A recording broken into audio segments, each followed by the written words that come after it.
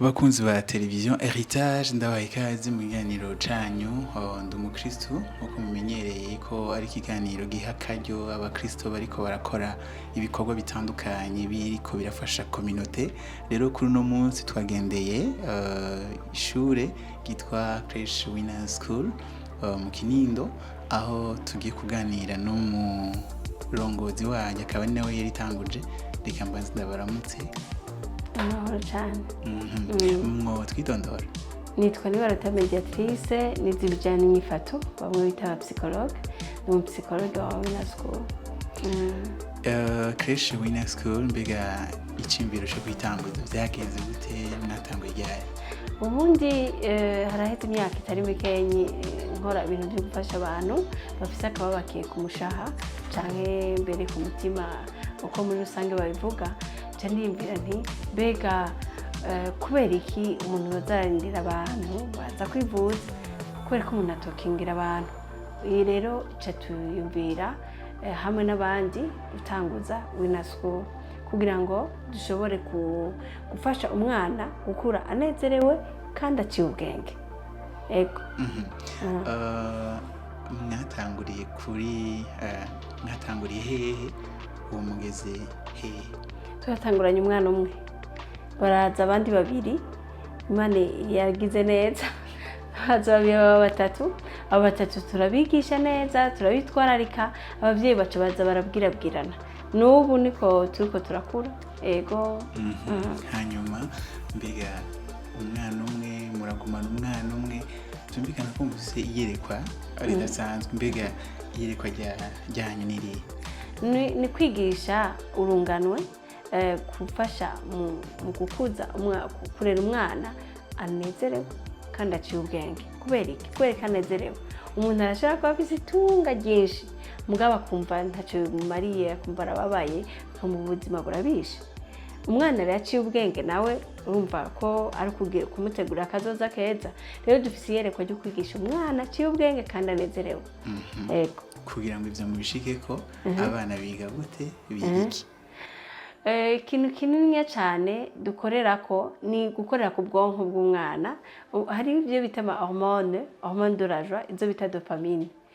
Umuziki cyane cyane kuko uzosanga kenshi turiko tuvuza umuziki, twigira mu muziki, twigira muri ambiance yo gukina, ambiance nyine ituma umwana naho de façon héréditaire atoba yararose utwo duce nkabura mubiri dukwiye aturonka dubaye stimule canke tuzanywe n'umuziki. Umuziki nyene w'abana, umuziki w'abana, gutamba, gukina amajo atandukanye, mugabo cyane cyane umuziki uvugijwe. Ya son ya piano irakora ku bwonko bw'umwana mbere n'umwigisha. Iyo umwigisha aje kwigisha ashobora kuba afise ibintu kanaka ari karacamo mu buzima bitamworohereje, mugabo ashitse ngaha asanga klima ari yindi bintu. Umuziki uvuze uramaze kubona ko umuziki ushobora kuvuga umuntu akabadukariya atamubwiye ngo aje gutamba. Ni ukuvuga yuko umuziki urafise icyo ukora ku bwonko bw'umuntu butuma ashobora kugira akanyamuneza. D'où tu viens, qui tu es d'abord mon frère, ma soeur. D'où tu viens, qui tu es, je te porte dans mon cœur. Je t'aime comme tu es, je t'aime, je t'aime. L'amour et la force qui nous rapprochent.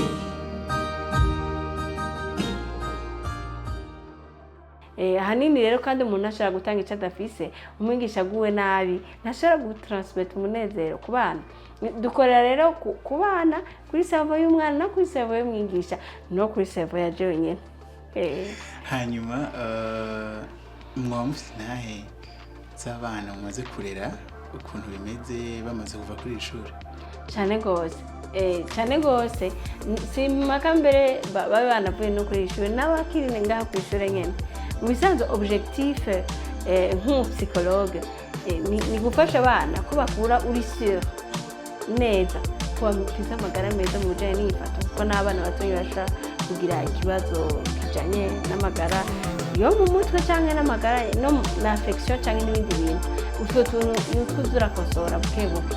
Alors abana bamaze kuja ku yandi mashuri bagakora ibibazo bose 100% barabitora kubera ngaha ku ishure nta mwigisha akoresha telefone mu mwanya w'ishure.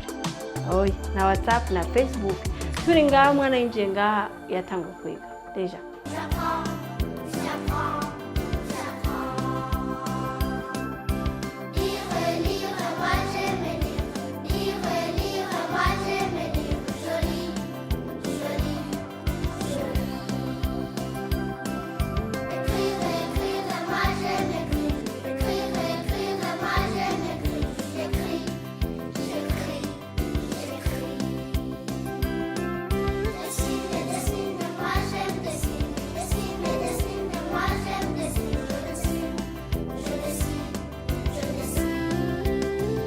Umuvyeyi amudepoje ivyigwa biba bitanguye no mu kumwakira kuko abana twe turabakira kuri portail usanga hatonze abigisha umwana bakamwakira bakamushikana hama bakamufasha. Ni ukuvuga rero yuko intahe ni nyinshi rwose kandi twizera ko mu minsi izaho zizoba ari nta nyinshi kuko umva turiko turakwiza imyaka 6 turiko turakora dutanga umwaka wa 6 umva ko experience iriko iragwira. Hanyuma nshaka kubabaza mbega ubumenyi busakanovera umwana akeneye muri kino gihe hano mu busigura gute? Baze imisi yose inzu yose yubatse ukayubaka nabi muri fondation umenye neza umunsi n'umunsi izosenyuka. Ni ukuvuga yuko izi nyigisho ni inyigisho fatiro zituma umuntu ashobora gushika kure mu buzima. Hari abantu batize amashuri mugabo bitonze, hari abandi bize amashuri usanga ubuzima bubananiye. Mwibaza ko bifatira kuki? Mu bisanzwe umwana tugomba kumufasha kuri ku nyubako y'ubuntu bwiwe byo bita personalite, tukamwubaka no mu bijanye n'ubumenyi, tukamwubaka no mu bijanye n'ivyo by'ibishobisho. Umwana yuzuye hama niyaje muri école primaire ukamubwira yuko ari umwana atacamaze ntazovyemera kuko twarahejeje kumubaka neza turamwemeza yuko ari umuntu afite agaciro. Iyo ashitse tumuririmbira tumuhamagara mu izina, tumuvuga mu izina, tumubaza ko masaba, hama twaramubwiye ko ari umuwina, ni umuntu kiganye. Urumva ni kuvuga n'umuganya. Ivyo arabizi kandi arabizi mu nyifato, mu majambo no mu nyifato n'ingene twifata imbere yiwe nk'abarezi. Rero niyashika ahantu agasanga hari umuntu ashobora kumubwira yuko ari umuntu atacamaze ntibizo kwinjira kuko les bases inconscience y'umuntu yiyubaka kuva umwana baye conçu gushika 6 ans. Inconscience ni igihimba kirimo ibintu tutibuka bitaca biza kuri conscience ubwo nyene.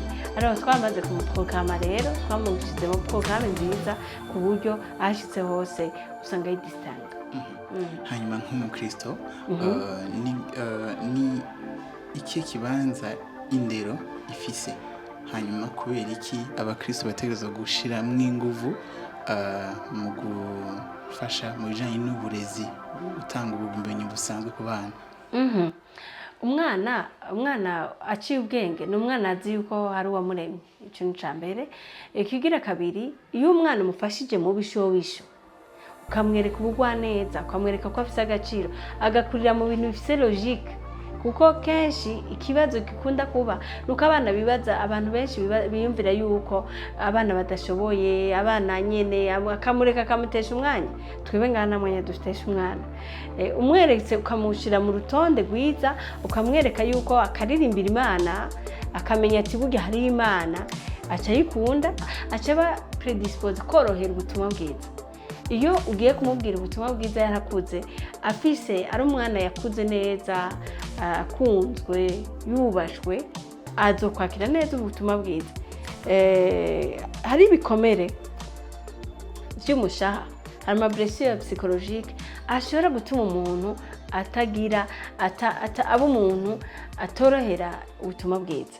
Rero iyo umwana wamureze ukamurera neza, ibyo bikomere wabonye ko abifise ukabikorera ko ukamufasha neza, aca umuntu rero azokorera inkuru nziza hama akatera imbere. Rero abantu b'abakristo bagomba kugira amashuri, kugira d'abord bategura urunganwe ruzoshobora kwamamaza inkuru nziza, kubera nta yindi misiyo dufise ngaha ku isi. Misiyo ni imwe, akazi ni kamwe dufise burya. Ibi byose dukora akazi ni kamwe, ni ukukwiza hose ubutumwa bwa Yesu Kristo kugira ngo abantu bazomenye umuco w'ijambo ry'Imana. Uteguye rero urunganwe ruryohewe, nizera ntakekeranya ko ushobora gushika kuri iryo hangiro.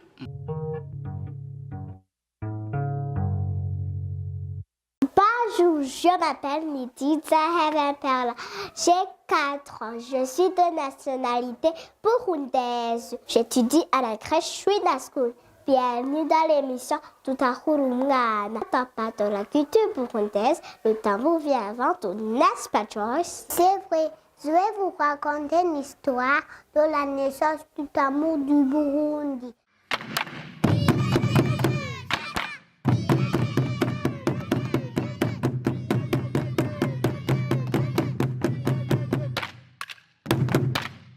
Le premier tambour serait arrivé au Burundi au XVe siècle au règne du roi Nalosati Samaranama, premier roi du Burundi. L'histoire nous apprend que le roi serait venu de l'est du Burundi. L'histoire continue à dévoiler que Nare a étendu la peau de son taureau abattu sur une termitière qui abritait un serpent venimeux appelé Ingoma Cobra. Celui-ci frappa la peau avec sa tête et produisait un son agréable à entendre. Ainsi est née l'idée de fabriquer le tambour. D'autres sources indiquent que le roi Nalosati Chambaranama arrivait dans la Kibira. Lui et sa suite se reposèrent dans une forêt où un taureau fut abattu. La suite royale tana la peau du taureau sur un tronc d'arbre. Elle se mit à taper sur la potamée. Les gens des aviraux accourent pour voir ce qui se passait. La suite royale informant que c'était le roi qui arrivait pour régner. Ainsi est né le tambour sacré au Burundi.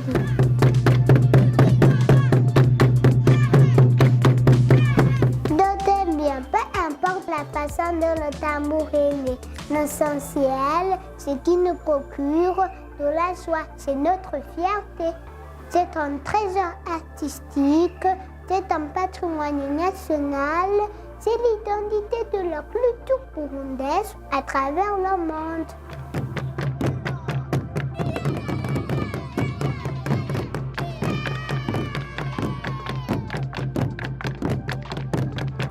Je tiens à souligner qu'il est strictement interdit aux filles de jouer au tambour. Les garçons peuvent jouer et les filles danser. J'espère que vous avez aimé. Portez-vous bien. À la prochaine. hanyuma mu byo mwigisha abana twaramaze kubona yuko mushira n'inguvu kujanye no gupratika cyangwa kudevelopa ingabire zabo. Ibyo bifasha iki abo bana? Byubaka ubuntu bwabo, bituma bigira icizere. Icyo ni ikintu gikomeye cyane, kubera umuntu ashobora kuba ashoboye ibintu atazi ko abishoboye, ntaheza ngo abihe sosiyete ishobora kubikoresha cyangwa ngo abingabire kuri sosiyete. Urumva nibyo umwana aramenya ko ashoboye, hama agakora ibintu akabona ko abishoboye, biramwubaka. Bonjour les amis, je m'appelle Hinga Viva Makiela. J'ai 3 ans. Je suis avec Kaneze Reza et Ranine.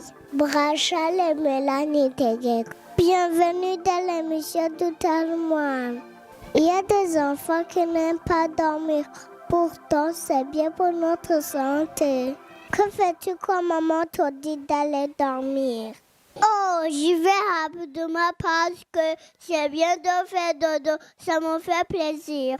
Hanyuma nk'umuhinga mu bijanye n'inyifato, mbega abarezi n'ibiki bo kwitwararika mu gihe bariko bararera abana? Icambere ni urukundo. Si byiza ko umuntu aja muri domene y'abana canke mu gisata c'abana atabakunda. Agomba gukunda umwana hama ntamuteshe umwanya. akametiriza akamenya psychology y'umwana ingene ubwonko bwiwe bwubatse n'ibyo bushoboye n'ibyo budashoboye kuko ikintu maze kubona nuko abantu babona umenga umwana n'umwana adashoboye n'umwana araho atanakimwe atahura yari imyaka myiza ahubwo yo gukorana ishaka uri mu ishure uri umurezi ntugomba gukoresha telefone ifise umwanya wayo telefone niyo ishurungano bw'iki usanga umuntu ari ku telefone WhatsApp Facebook ivyo bintu abantu bakabishira ku ruhande hama ari mu ishuri akamenya ko yagiye gukora ntagire ubunebwe kugira ubunebwe ku mwana no kwica urungano kuko iyo umwana ukoze ugakora ibyo ukaruha biraruhisha iyo gukorera mu bana biraruhisha mpora narushe nyene gose mugabo nibisanzwe kuruha ni vyiza pahaye iyo washoboye gutanga lo maximum cane kuri urya muvyeyi akuzanira umwana akamudepoza ngaho agace yigira aba yakugiriye icizere kidasanzwe umuntu akwiye guha agaciro.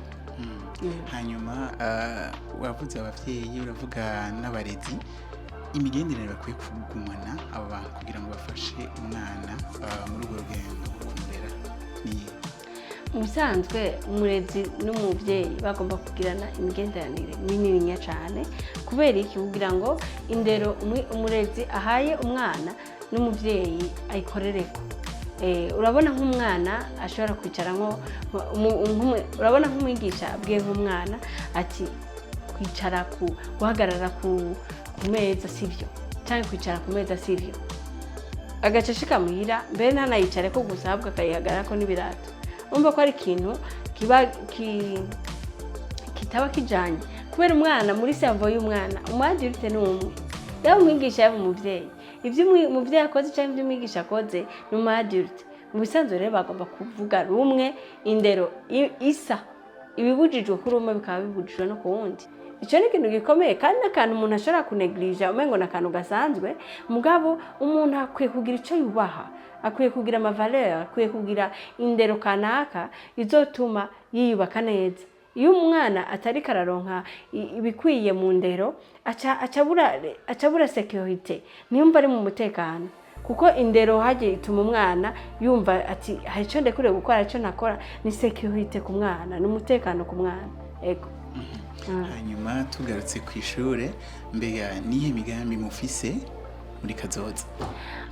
Twifuza gutanga ubumenyi bw'akanovera cyane tugasumba uko turi ubunya nawe dusanzwe tubikora mugabo umuntu wese yamashaka kuja kuri indi level kandi tubiriko sérieusement mu mwaka uza hariho urugero dushaka gushikako mu wundi mwaka mugabo turifuza kugira primaire turifuza kugira secondaire turifuza kugira na université turifuza kugira ivyo kuduga gushika kuri urwo rugero kugira ngo dushobore gurera abana baciye ubwenge kandi banezerewe.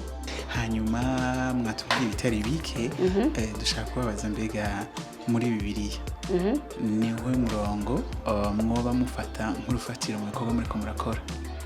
Ni ikibazo cyiza cyane ni ukuvuga imigani igice cya 22 umurongo wa 6 avuga ngo toza umwana indero akwiye kwamana azorinda asaza atarayivamo ni ukuvuga yuko ni ikintu gikomeye cyane umwana aba ari terrain novuga vierge novuga terrain canke flacon canke ikintu kiri pas vite comme tel mugabo nahantu dushobora gutereka mwo amabaze meza iyo rero umwana umuhaye indero nziza umukunze umuhaye ubumenyi akwiriye kuronka ukamwitwararika ntumuteshe umwana comme je l'ai dit abateguye neza kugira ngo plus tard niyagera kurera abana biwe nawe azabarere neza.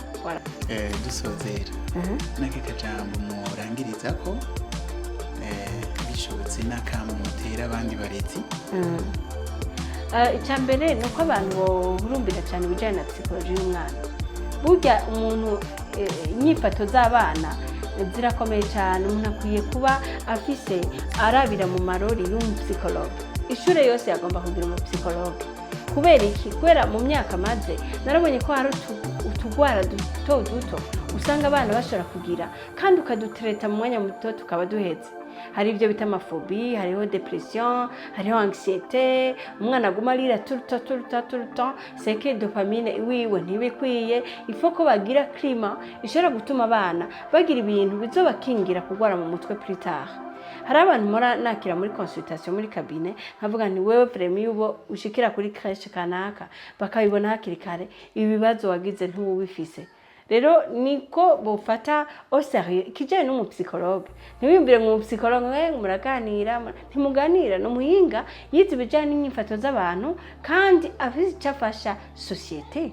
Ndamaze kubibona ko mu myaka ntango mwaka wa gatandatu ndiko nkorera mu bana ndamaze kumva témoignage z'abaparents bambwiye ati umwana wanje yarameze uku none bameze uku yaratinya bijya phobie sociale bitangura mu bwana baye abantu bose mu bari timide bijye bitangura mu bwana umuntu arabibona hakiri kare ikintu cyose canke ingwara ni yari yose umuntu ayibonye kare ayikiza vyoroshe ariko yibonye atebe urumva ibitari bike bimaze kononekara umuntu akiga ibyo adashaka kubera ari timide par exemple ugasanga umuntu ubuzima bwe bwarononekaye kubera ataronse umurezi abibona hakiri kare.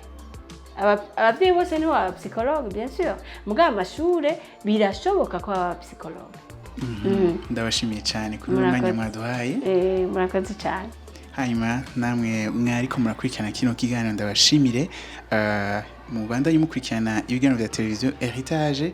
Ndi umukristo ni mu ndwi ikurikira nk'aya mango.